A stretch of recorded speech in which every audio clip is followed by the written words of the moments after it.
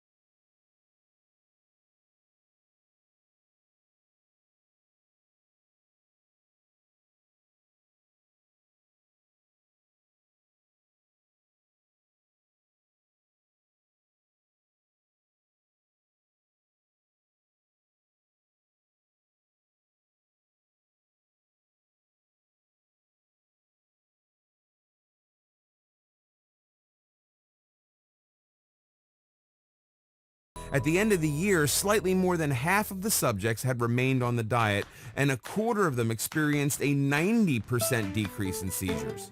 The numbers indicate that the keto diet has a tremendously positive effect on children who suffer from seizures. The researchers consider it more effective than medication in many cases. For anyone with children who experience seizures, the inclusion of a keto diet in the child's treatment should be discussed with his or her physician. Another research on the effects of the keto diet on childhood epilepsy involved 145 children. The children were divided into two groups, with one group being treated with medication while the other group received a ketogenic diet. 74% of the ketogenic diet group were successful in reducing seizures. There have been more studies of childhood epilepsy and the keto diet. These have sparked new and considerable interest within the medical profession.